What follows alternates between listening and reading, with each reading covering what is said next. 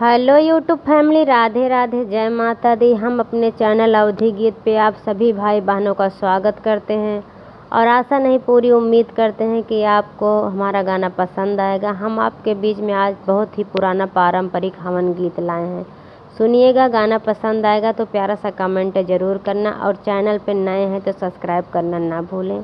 जय माता दी। जऊ माई जनते हूँ सत्यनारायण बाबा मोरे घर आई हई हो बहिनी गैया के गोबरा मगऊ तेऊ त अंगना लिपवतेऊ त चौक पुरवतेऊ बहिनी सत्यनारायण बाबा की बेदिया सजव तेऊ मगन कुछ मांगतेऊ। जऊ माई जनतेऊ सत्यनारायण बाबा मोरे घर आई हई हो बहिनी गैया के गोबरा मगवतेऊ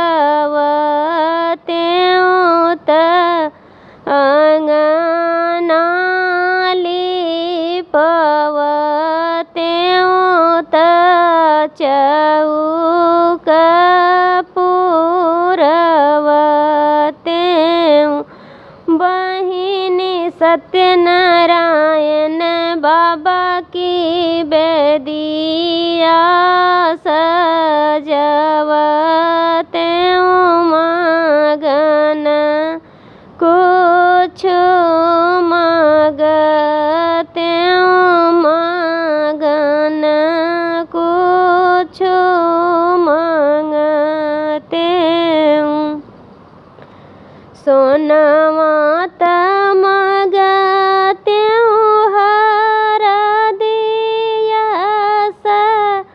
रूपवा दहिऊ यस हो बहिनी पुतवा त मंगतेऊ नारियर यस धैर्या लवंग यस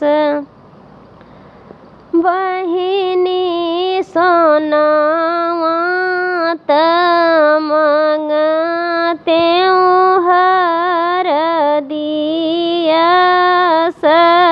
रूपवा दहिऊ यस बहिनी पुतवा त मंगतेऊ नारियर यस धैर्या लवंग यस बिना घिए हो मिया ना होई बिना पूते सोहर हो बहिनी बिना धिया धर्म ना होई बिना पूते सोहर बहिनी बिना घिए हो मिया ना होई बिना पूते सोहर, बहिनी बिना धिया धर्माना होई, बिना पूते